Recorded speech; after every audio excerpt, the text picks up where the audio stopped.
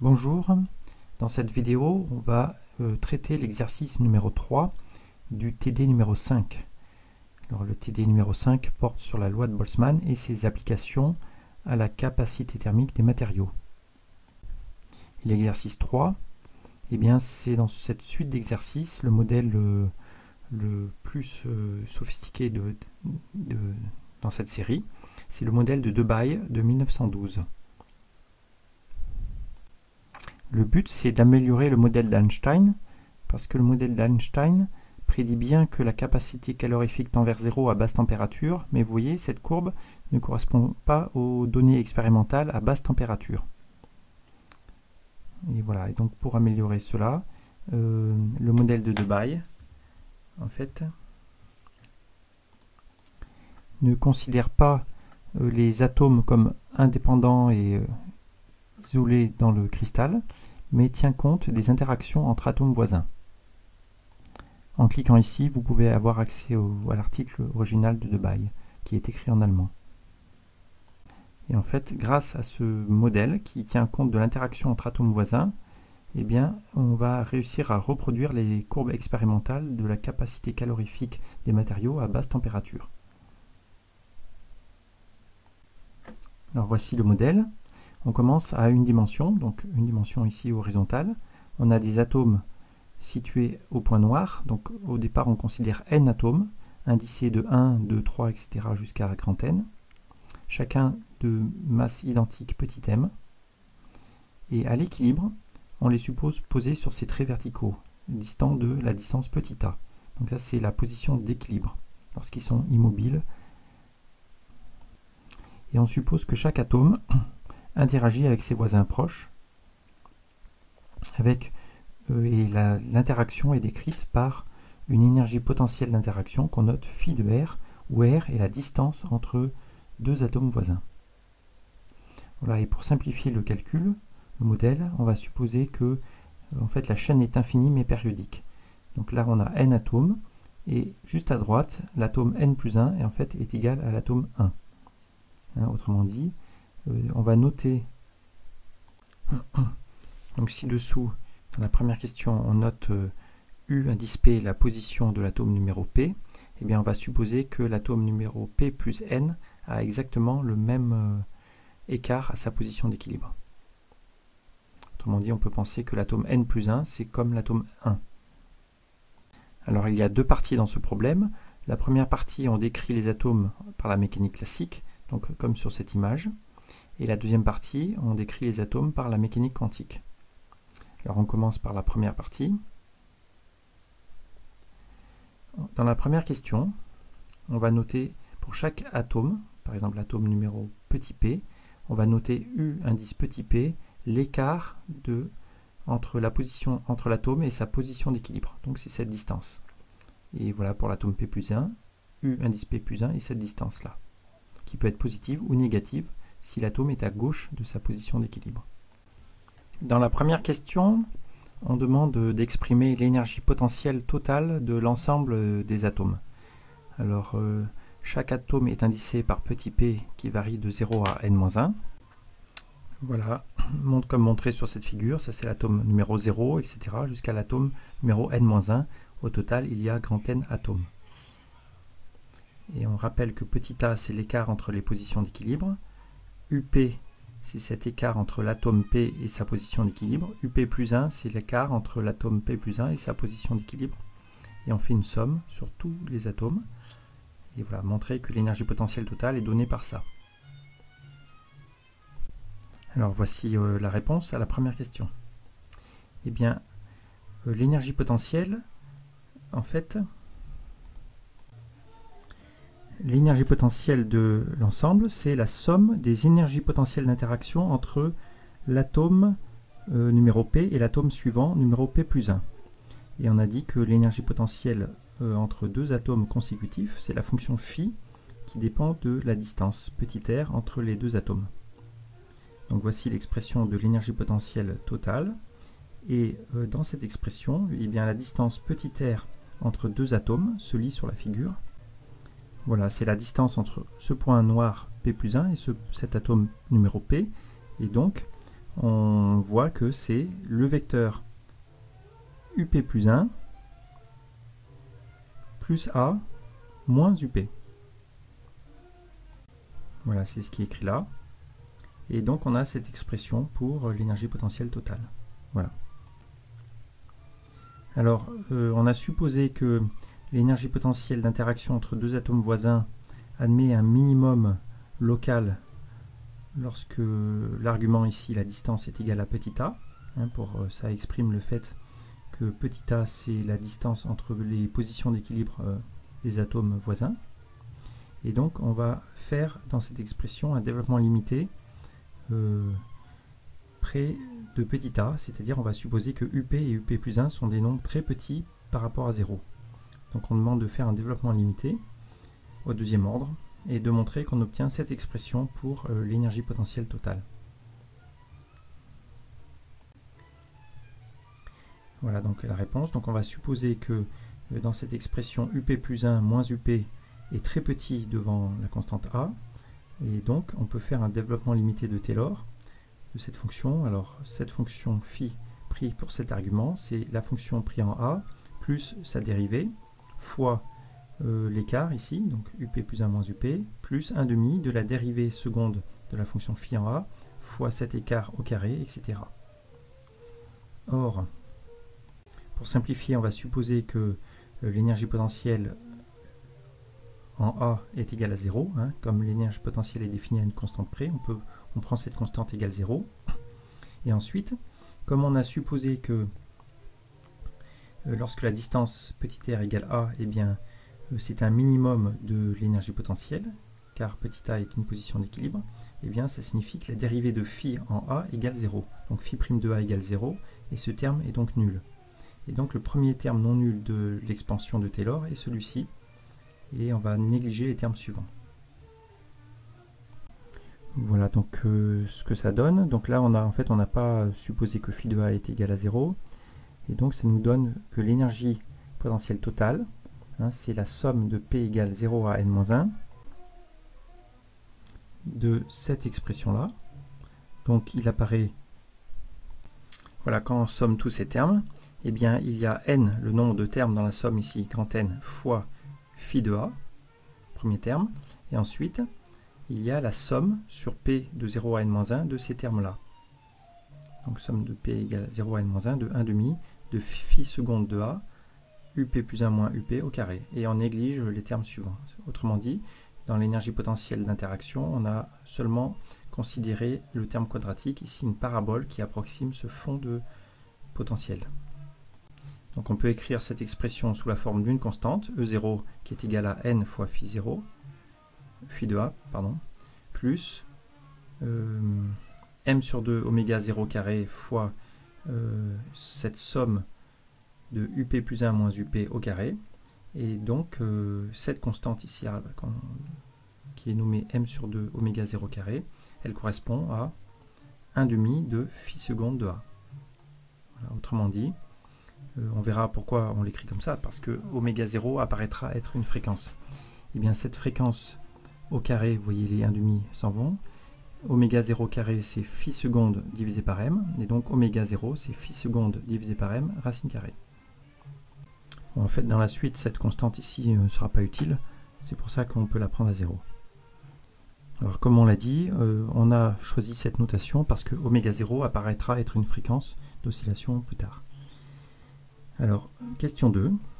À partir du résultat précédent, déduire l'équation de mouvement pour chaque atome. C'est-à-dire pour chaque indice P de 0 à n-1, montrer que l'accélération, la dérivée seconde de UP par rapport au temps, est égale à oméga 0 carré fois une expression qui dépend de la position des atomes voisins. Donc dépend de UP, mais de UP plus 1 et UP moins 1. On rappelle qu'il y a des conditions périodiques, que en fait UN-1 c'est ici, mais UN c'est comme U0. Alors voici la réponse à la question 2. Eh bien, pour trouver les lois de mouvement, il suffit d'appliquer la loi de Newton à l'atome numéro P.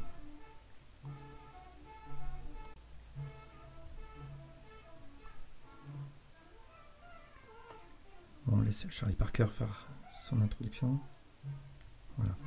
Alors, la loi de Newton, c'est m fois l'accélération de l'atome égale la force qu'il subit. Et la force qu'il subit, eh bien, c'est très général en mécanique hamiltonienne, c'est moins le gradient de l'énergie potentielle.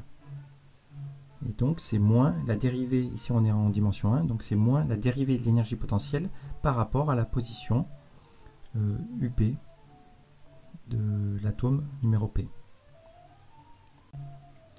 Et alors, d'après cette expression, lorsqu'on dérive, donc l'indice P est fixé ici, et lorsqu'on dérive cette expression par rapport à une certaine variable UP, on s'aperçoit qu'elle apparaît, alors il faudrait noter ici, comme une somme muette, les indices P', mais on s'aperçoit que UP est dans deux expressions.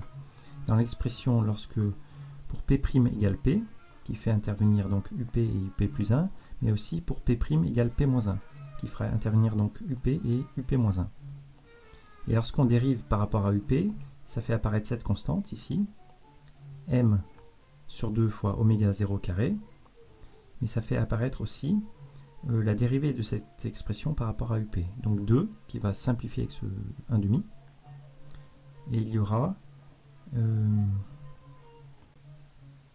voilà, pour le terme qu'on a dit UP moins 1, il apparaît ici, UP moins UP moins 1, et pour le terme UP plus 1 moins UP, eh bien, la dérivée ici, à cause de ce signe moins, fait apparaître un signe moins, et donc voici le terme.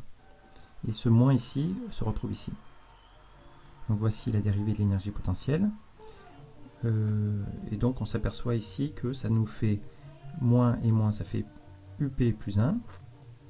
Ensuite plus UP moins 1. Et ici, avec ce moins, on a moins UP moins UP. Donc moins 2 UP. La masse se simplifie. Et donc ça nous donne que l'accélération, la dérivée seconde de UP est égale à oméga 0 carré fois cette expression. Voilà, c'est ça les équations de mouvement demandées. Et là, on comprend que oméga 0, c'est une fréquence. Hein, comme c'est, d'après cette expression, au niveau des dimensions, c'est l'inverse d'un temps. Alors attention qu'on n'a pas une seule équation, on a tout un système, on a tout un ensemble d'équations du deuxième ordre, avec les indices P variant de 0 à n-1. Donc on a en fait n équations de mouvement couplées entre elles, parce que l'équation pour cet indice P est couplé à l'équation P plus 1 et P moins 1. Donc c'est un ensemble d'équations. Ça pourrait être un problème très compliqué, mais en fait ici, ce problème est facilement résoluble car c'est linéaire. Vous voyez, tous les variables UP, UP moins 1 et UP plus 1 sont de degré 1. On dit qu'elles apparaissent en degré 1, on dit que c'est une équation linéaire. Et de plus, les coefficients sont constants devant. Là, il y a oméga 0 carré. Là, il y a moins 2 oméga 0 carré. Donc, on sait qu'avec de l'algèbre linéaire, on pourra résoudre les équations de mouvement, a priori. Mais ici, il y a une simplification supplémentaire qui nous aide. C'est que les coefficients ne dépendent pas de l'indice P. Et donc, le fait que ce soit invariant comme ça, ça fait qu'on peut utiliser la théorie de Fourier. Autrement dit, chercher a priori les solutions, la solution UP qui dépend de... Voilà, on peut chercher la solution UP qui dépend du temps sous la forme UP de t égale une constante fois exponentielle de I et KPA. Donc là, ça dépend de l'espace de l'indice P comme I, une constante fois P, moins I oméga t, avec des constantes oméga et K. Et l'indice P varie toujours entre 0 et n-1, c'est le numéro de l'atome. Alors, première question, c'est de vérifier qu'en effet les solutions peuvent être cherchées sous cette forme.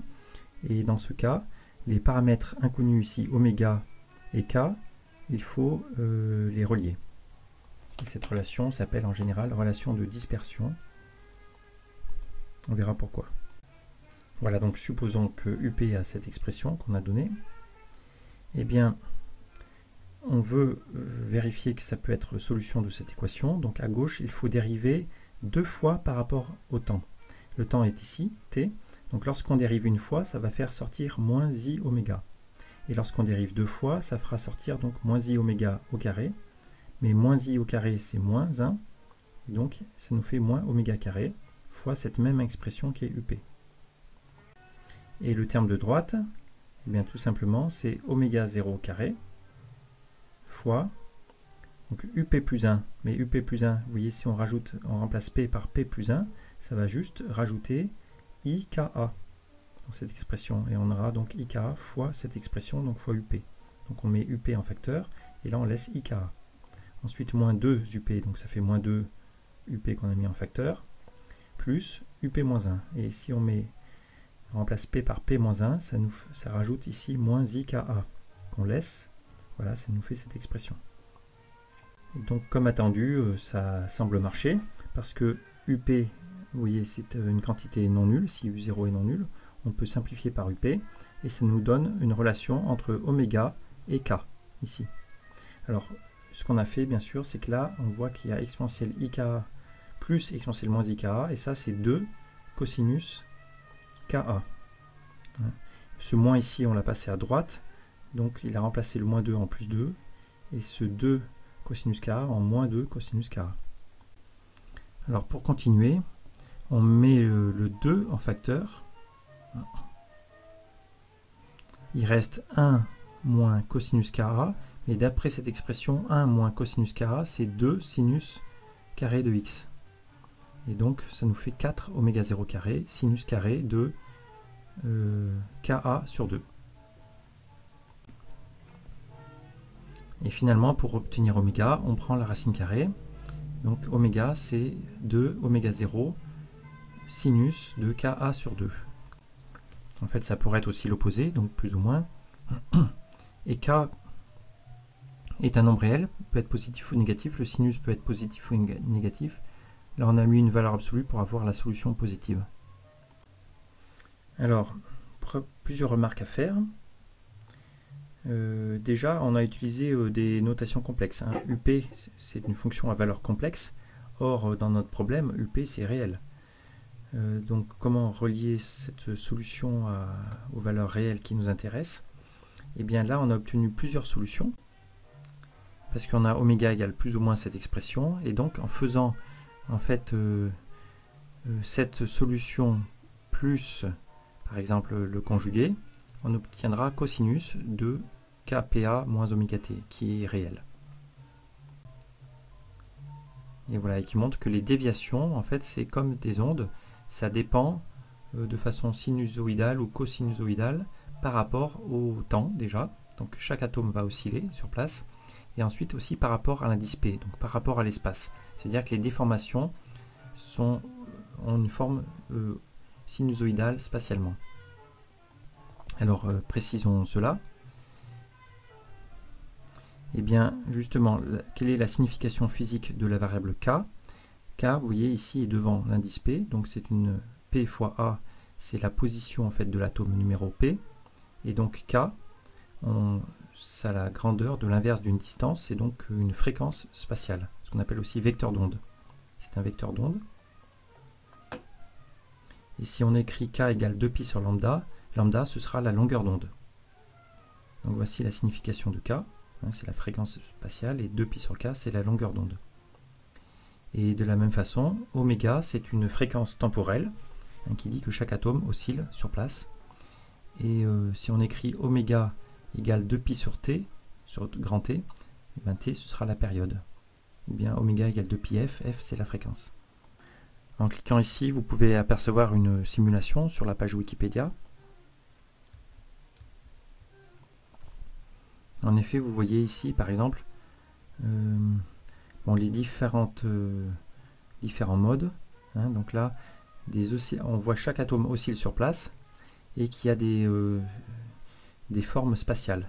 Par exemple, là, je pense que c'est le mode fondamental. Ça, c'est le premier mode excité. Le deuxième, plutôt, ça c'est K égale 1, K égale 2, etc. Plutôt n égale 1, n égale 2, n égale 3, etc. On va le voir dans la suite. Et UP, ce qu'on appelait UP dans notre problème, c'est la déviation de l'atome P par rapport à sa position d'équilibre. Alors, on en est à cette question. Pourquoi peut-on se limiter aux valeurs K, ici, réelles, comprises entre moins pi sur a et plus pi sur a. Mais aussi des valeurs discrètes, donc des multiples entiers de 2pi sur na, où a est l'espace entre les atomes et n le nombre d'atomes, et j un entier. Alors cette question, en fait, la première fois ça peut être difficile, mais en fait c'est typique les réseaux périodiques d'atomes. Alors voici la réponse. Alors premièrement, c'est que si on a une valeur de vecteur d'onde k donnée, et bien si on rajoute 2pi sur a, et qu'on appelle le résultat k', on s'aperçoit que l'expression du mode de Fourier avec k', ici, hein, donc on peut noter u'p, et bien si on remplace k' par k plus 2pi a, ça va faire apparaître ici k, et plus donc 2pi pa sur a, donc les a s'éliminent, ça fait donc exponentielle i de pi p. Or p est un entier, comme c'est le numéro de l'atome, et exponentielle i de pi p, c'est donc égal à 1. Et donc ce terme disparaît, et on trouve égal up. Voilà, donc ça montre que finalement, rajouter dans k 2pi a ou un multiple, on a le droit, mais ça ne changera rien concernant la position de l'atome numéro p. Voilà, et donc en fait, autrement dit, les valeurs de k sont définies sur, comme c'est périodique, il suffit de les considérer entre 0 et 2pi sur a, ou bien entre moins pi sur a et plus pi sur a, qui est un intervalle aussi de largeur 2pi sur a. Voilà, alors souvent en physique, les vecteurs d'onde comme ça, on appelle ça des quasi-impulsions ou des quasi-vecteurs d'onde. Hein, et ça correspond toujours lorsqu'on a non pas une situation continue, mais un matériau discret. Ici, vous voyez, c'est les atomes qui sont discrétisés en chaque position A. Et dans la limite où la position des atomes devient dense, A tend vers 0, ben vous voyez pi sur A tend vers l'infini, et on aurait les vecteurs d'onde sur toutes les valeurs réelles. Mais il y a une autre chose importante dans ce modèle, c'est qu'on n'a pas une infinité d'atomes, on en a seulement grand N. Et donc on a fait une hypothèse de périodicité, c'est que l'atome qu'on a appelé P plus N, c'est comme l'atome P. Hein, par exemple, l'atome grand N, c'est l'atome 0, pour tout indice P. Et cette condition-là, vous voyez, si vous remplacez UP par son expression, alors UP c'était cette expression-là, et bien quand vous remplacez P par P plus N, ça fait apparaître exponentielle IKNA, et bien dire que c'est égal, ça veut dire que IKNA est égal à 1. Et alors si c'est égal à 1, ça veut dire que cette phase ici, c'est un multiple de 2pi, donc cette phase KNA, c'est 2pi fois un entier J. Donc ça fait que K, c'est 2πj sur Na, avec J entier. En résumé, les valeurs de K, qu'on appelle vecteur d'onde, ou quasi-impulsion, eh bien, ne sont pas toutes les valeurs réelles, mais seulement on va s'intéresser celles dans l'intervalle compris entre moins pi sur A et plus pi sur A. Et de plus, dans cet intervalle, on va s'intéresser qu'aux valeurs discrètes qu'on a appelées Kj, où Kj est donné par 2pi sur Na fois l'entier J. Alors, on voit qu'il y a un nombre fini de valeurs de K, en fait. Et combien y en a-t-il? Eh bien, pour le savoir, il suffit de prendre la longueur de cet intervalle, donc 2pi sur A, divisé par l'espacement entre deux valeurs. Hein. Donc ça nous fait 2pi sur A divisé par 2pi sur Na, et donc ça fait n. Il y a bien n valeurs différentes de J. C'est un peu normal, c'est parce qu'on a n atomes, donc n degrés de liberté dans ce problème. Voilà, donc là les calculs sont assez simples, mais ce qui est un peu subtil, c'est qu'on a remplacé la position, enfin on a n degrés de liberté, mais au lieu de s'intéresser dans la suite à la position de chaque atome, on va considérer l'indice J, c'est-à-dire des modes collectifs. Hein, comme on l'a vu dans la vidéo, le mode fondamental, le deuxième mode excité, etc. Alors, question suivante, question 4. Tracez la fréquence oméga en fonction du vecteur d'onde k, en précisant le comportement de cette fonction près de k égale 0 et de k égale plus ou moins pi sur a. Alors déjà, on rappelle l'expression. La fréquence oméga en fonction de k, c'est cette formule. Donc c'est 2 oméga 0 fois sinus de ka sur 2, module du sinus. Alors, voici la description. Vous voyez que quand k égale pi sur a, c'est plutôt écrit là, voilà. Quand k égale pi sur a, ici, ça nous fait sinus de pi sur 2. Et sinus de pi sur 2, c'est égal à 1. C'est le maximum du sinus. Donc là, vous voyez le début de la fonction sinus. Et là, il y a une valeur absolue. Donc pour k négatif, ça fera la même fonction symétrique, vous voyez, et on va jusqu'au maximum du sinus. Et quand k tend vers 0, eh bien, sinus de x, c'est équivalent à x. Donc ici, vous avez que oméga de k est équivalent à 2 oméga 0 ka sur 2. Module de ka sur 2, les deux se simplifient, ça fait oméga de k est équivalent à oméga 0a fois valeur absolue de k. Et donc ça nous donne ici cette fonction en valeur absolue, comme approximation lorsque k s'approche de 0. Voilà, et quand k s'approche plutôt de pi sur a ou moins pi sur a, comme on l'a dit, le sinus est égal à 1, ça nous fait 2 oméga 0. Donc la valeur maximale ici c'est 2 oméga 0. Dernière question. Si on a un grand nombre d'atomes, donc dans la limite d'un grand nombre d'atomes, n, eh bien l'espacement ici entre les valeurs discrètes de k tend vers 0, et on va supposer que dans cette limite on peut traiter k comme une variable continue, hein, et donc cette fonction comme une fonction continue de k. Et donc on va s'intéresser à ce qui s'appelle la densité de mode en impulsion. C'est donc J, c'est le numéro entier du mode, et on s'intéresse donc au nombre de modes par intervalle de fréquence, dj sur d oméga. Et on demande d'exprimer cette densité de mode. Alors voici comment on procède. Donc le vecteur d'impulsion k, on a vu que c'était 2pi j sur na. Et oméga, la fréquence, c'était 2 oméga 0 sinus, alors c'était sinus ka sur 2. Et bien si on remplace k par 2πj sur na, et bien ka sur 2, vous voyez, ça fait πj sur n. Voilà. Donc ça, normalement il y a une valeur absolue, ça c'est valable seulement, cette partie sinus, c'est seulement dans la partie droite ici. Si j est positif, là c'est les parties j négatives. Et donc à partir de cette expression, on peut dériver formellement cette expression par rapport à j. Donc d oméga sur dj, c'est 2 oméga 0, et là quand on dérive, il sort pi sur n. Et le sinus devient un cosinus, πj sur n. Mais si on veut exprimer ce résultat à partir de oméga lui-même, il faut transformer ce cosinus en sinus. Alors pour ça, on utilise le fait qu'un cosinus de x, c'est 1 moins sinus carré de x. Et là, on a oublié une racine carrée. Donc voici ici le racine carré. Donc cosinus de πj sur n, c'est 1 moins sinus carré de πj sur n, avec racine carrée. Et sinus de πj sur n, d'après cette expression, c'est oméga sur 2 oméga 0.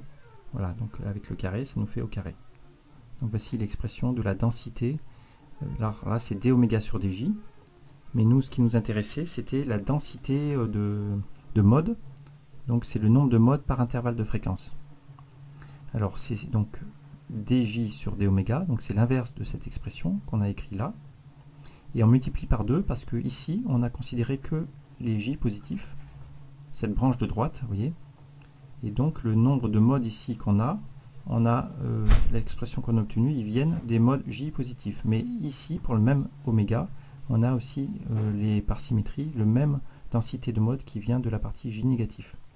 Voilà, donc il faut multiplier par 2, et donc ça nous donne 2 fois l'inverse de cette fonction, donc les deux se simplifient, et ça nous fait n sur oméga 0 pi, racine carrée de cette expression.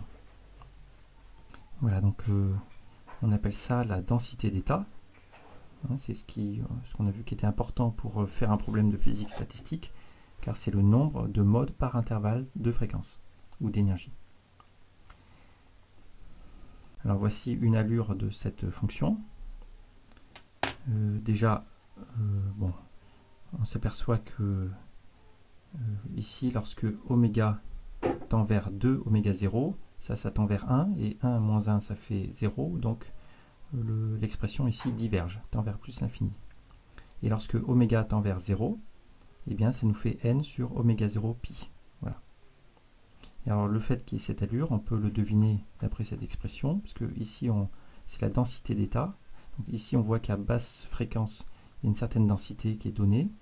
Hein, donc on vient de calculer, c'est 2 à basse fréquence, c'est n sur oméga 0 pi, c'est la densité de mode ici. Et à cette fréquence seuil, eh bien, la densité de mode diverge, ça devient infiniment dense du fait ici que la dérivée devienne 0. Alors on passe maintenant à la deuxième partie de ce problème, où on traite toujours la chaîne d'atomes qui oscillent, mais par la mécanique quantique.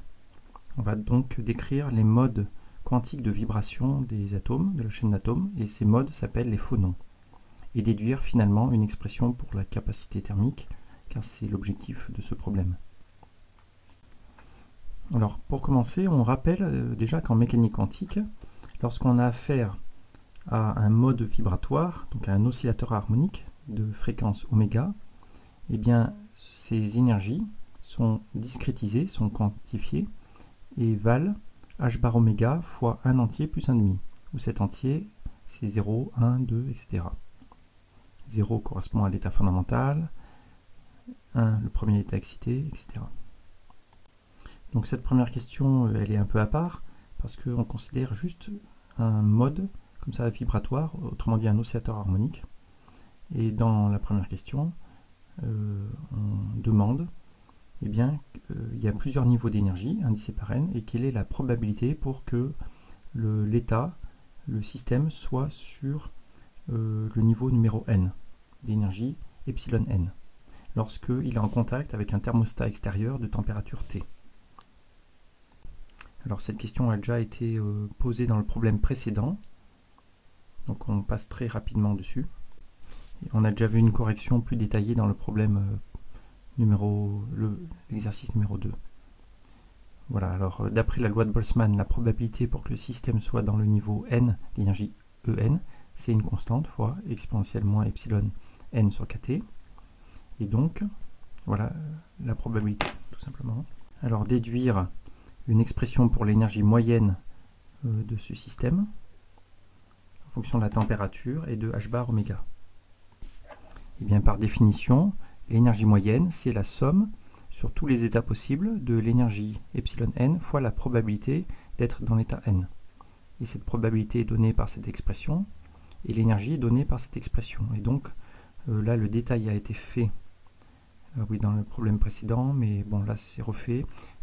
On se ramène à des séries géométriques, comme ici, et on obtient à la fin cette expression pour l'énergie moyenne. Donc voilà, on fait référence aux vidéos de l'exercice précédent sur le modèle d'Einstein. Et donc cette expression s'écrit comme h bar oméga sur 2, 1 sur tangente hyperbolique de alpha sur 2, où alpha c'est h bar oméga sur kt. Donc l'écart entre niveau d'énergie par rapport à l'énergie thermique. Alors dans la question 2, on revient au problème d'atomes attachés entre eux et qui oscillent sur une chaîne unidimensionnelle. Et on s'intéresse à un certain mode, petit j, qu'on a calculé, et de fréquence qu'on note oméga j. Alors attention que j est différent de n. Là on s'intéresse à un mode donné, et j c'est l'indice du mode. Voilà, autrement dit, petit j c'est un entier qui choisit ici le mode sur l'axe horizontal, et oméga j se lie sur l'axe vertical ici. Donc pour j proche de 0, les fréquences oméga sont proches de 0, et pour j au contraire proche de n sur 2 ou moins n sur 2, les fréquences sont proches de 2 oméga 0.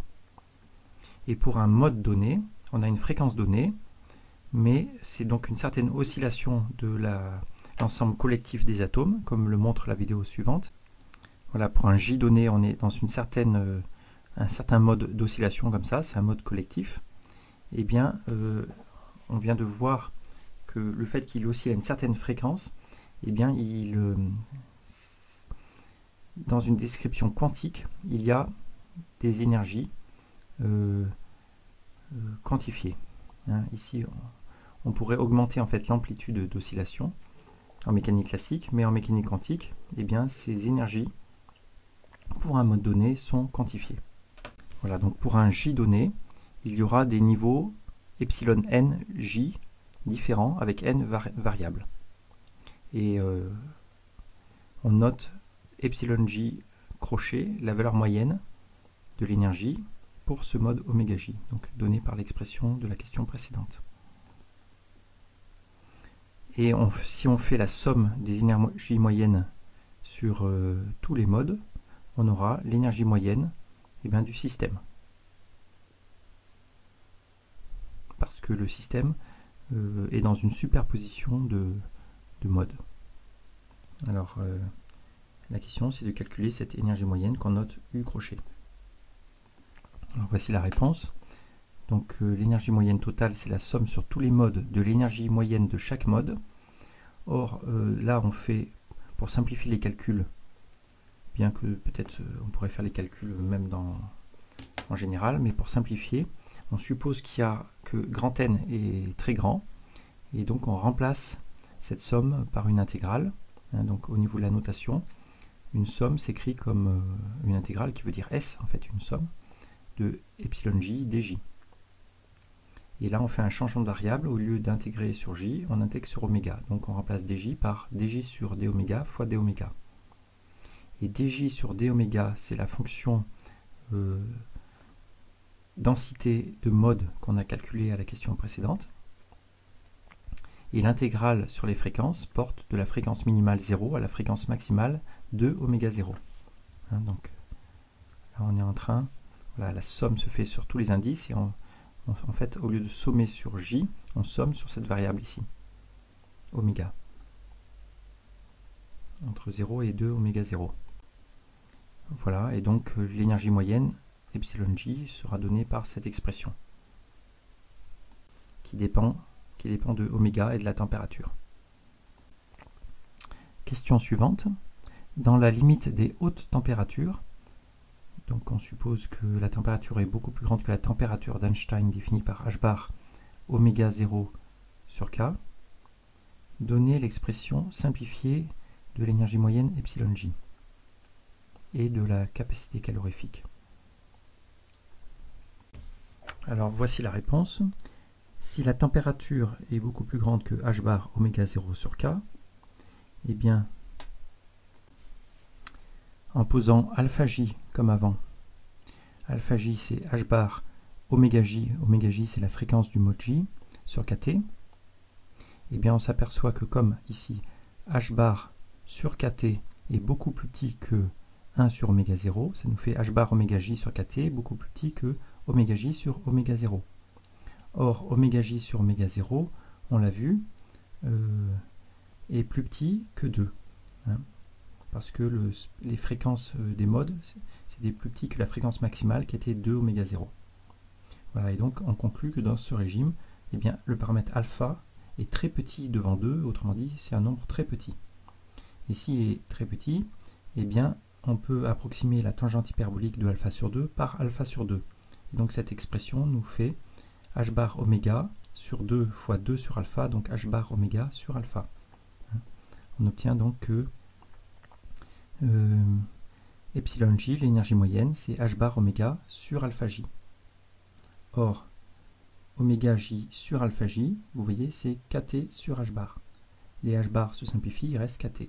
Voilà, donc l'énergie moyenne, pour chaque mode, ce sera kt, indépendamment du mode j. Tous les modes ont en moyenne la même énergie kt.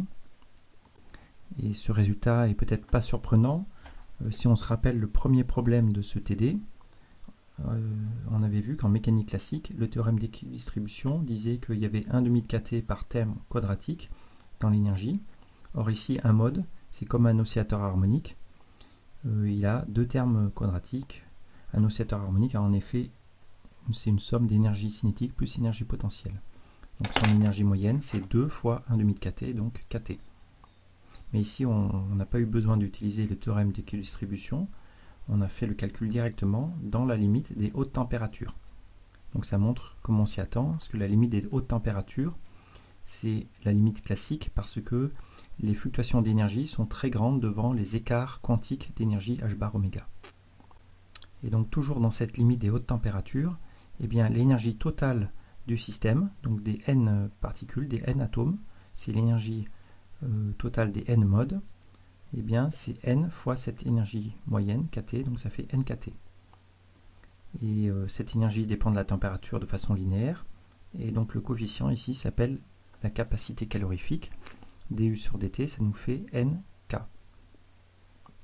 Et pour une mole, eh bien, il faut prendre un nombre d'Avogadro pour les atomes, ça nous fait R. Voilà, donc la capacité calorifique molaire, c'est R, 8,3 joules par Kelvin. Et ça correspond au résultat du modèle classique d'oscillateur identique indépendant qu'on avait vu. Et à 3 dimensions, par exemple, il faudrait là on a traité à une dimension, donc selon l'axe X. À 3 dimensions, on aurait les axes X, Y et Z. Et bien l'énergie se découple. On a des énergies comme ça d'interaction et d'oscillation selon les 3 modes, selon les 3 axes. Et donc on aurait obtenu 3 fois ce résultat, donc 3R. Hein, comme la loi du long et petit qu'on a discuté en début du TD. Donc voici pour la question 3. On passe maintenant à la question 4.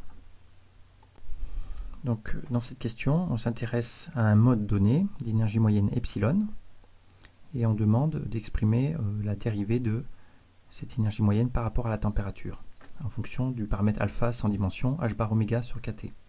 Alors on avait déjà fait ce calcul dans l'exercice numéro 2. Donc c'est un rappel. Déjà on a obtenu à la question précédente que l'énergie moyenne d'un mode, autrement dit d'un oscillateur harmonique, c'était ici, vous voyez. L'énergie moyenne c'est h bar oméga sur 2 fois cette expression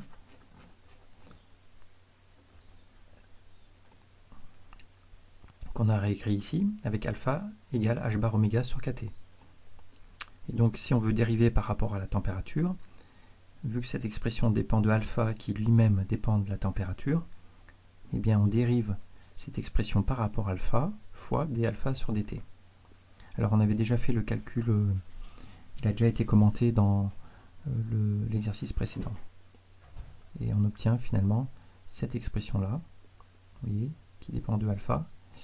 Et lorsqu'on trace en fonction de alpha, on s'aperçoit que quand alpha tend vers 0, ça veut dire c'est les températures tendent vers l'infini, c'est les hautes températures. Donc quand alpha tend vers 0, eh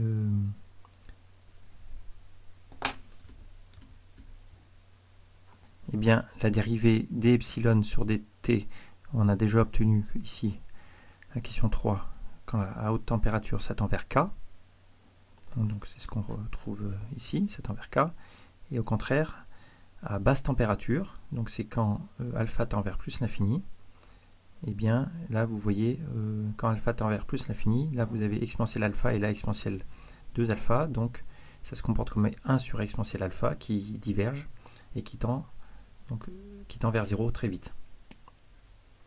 Voilà, donc on obtient que la capacité calorifique tend vers 0 très vite à basse température.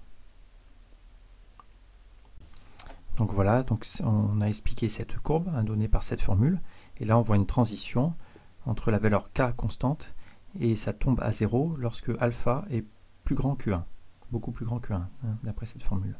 Alors on peut retracer cette même courbe, non pas en fonction de alpha, mais en fonction de oméga qui est ici. On fait juste un changement de variable. Oméga c'est égal à alpha fois kT sur h bar, qu'on a écrit ici. Et donc dans ce cas-là, la transition, au lieu d'être en alpha égale à 1, elle est en oméga. Lorsque alpha égale 1, oméga égale à kT sur h bar. Donc la transition se fait en kT sur h bar. Vous voyez, ça passe de la valeur k à la valeur 0 très vite. Et là, horizontalement, c'est l'échelle des fréquences, oméga. Et on voit que la transition se fait à une certaine fréquence, hein, qui est kT sur h bar. Autrement dit, c'est l'énergie thermique, et en divisant par h bar, on la convertit en une fréquence thermique. Voilà, autrement dit, si la température est très basse, si on est à très basse température, eh bien cette fréquence de transition tend vers 0. Or, on a vu précédemment que pour la chaîne d'oscillateurs, les fréquences vont de 0 à 2 oméga 0.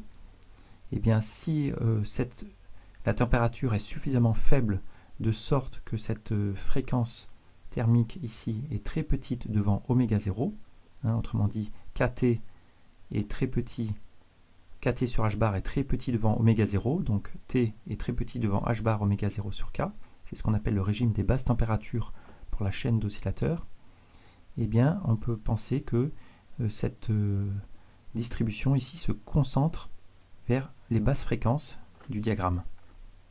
Donc dans ce diagramme, seulement l'énergie, les fluctuations thermiques vont seulement exciter les modes ici vers le bas du spectre. Voilà, et sur ce schéma-là, eh bien la densité de mode, la fonction g de oméga, on va juste considérer son comportement ici vers les basses fréquences. Donc on pourra approximer g d'oméga par la valeur ici en 0, donc g de 0 qui vaut n sur oméga 0 pi. Et ainsi, on a une expression simplifiée pour la capacité calorifique du problème. Donc par définition, la capacité calorifique, c'est la dérivée de l'énergie moyenne du système par rapport à la température. Or, l'énergie moyenne du système, dans une question précédente, c'était ici, on a obtenu cette formule très générale. C'est une intégrale sur toutes les fréquences de l'énergie moyenne de chaque mode fois la densité de mode. Mais voilà, donc on utilise cette expression pour l'énergie totale moyenne et on veut la dériver par rapport à la température. Or, la température apparaît que dans cette expression ici, qui est énergie moyenne par mode. Et comme on vient de le voir, cette expression sera négligeable, sauf à basse fréquence. Donc à basse fréquence, on va mettre ici cette expression, mais à basse fréquence, g de oméga se comporte comme une constante, comme g de 0. Alors c'est ce qu'on écrit.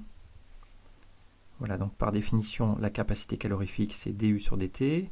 Et donc dans cette expression, on dérive seulement l'énergie moyenne de chaque mode par rapport à la température. Et avec l'hypothèse qu'on est à basse température, avec cette hypothèse, eh bien cette fonction d epsilon sur dt, vous voyez, est nulle, sauf aux basses fréquences. Et aux basses fréquences, eh bien g de oméga, on le remplace par sa valeur g de 0. Donc c'est une constante qu'on sort de l'intégrale, et il reste l'intégrale de d epsilon sur dt fois d oméga. Donc maintenant qu'on a cette expression, en fait on s'est débarrassé de la fonction g d'oméga en quelque sorte, avec l'hypothèse qu'on travaille à basse température. Eh bien on va effectuer l'intégrale. Alors d epsilon sur dt, on l'a écrit ici, c'est cette expression qui dépend de alpha, donc k alpha carré exponentielle de alpha sur exponentielle de alpha moins 1 au carré. Donc c'est ici avec voilà le k, ce k-là qui est ici. Ensuite, la variable d'intégration oméga, on va la remplacer par alpha.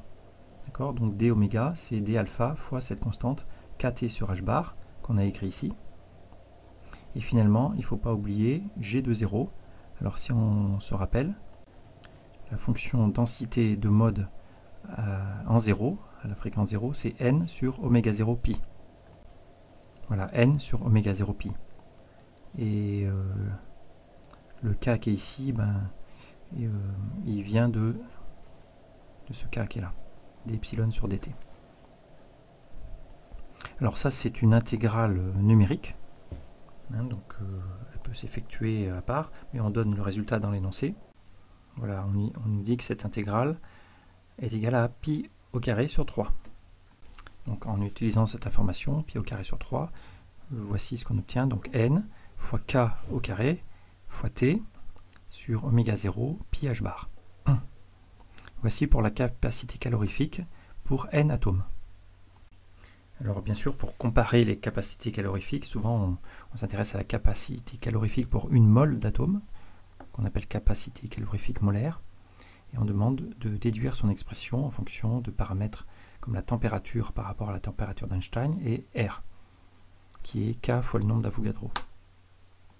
Donc pour une mole, eh bien, on prend cette expression-là et on met ici le nombre d'Avogadro, et N fois le nombre d'Avogadro fois K, c'est R, et il reste cette expression, ici vous voyez K, T, pi, tout simplement, parce que là il y a pi carré sur pi, il reste pi, 3 h bar oméga 0.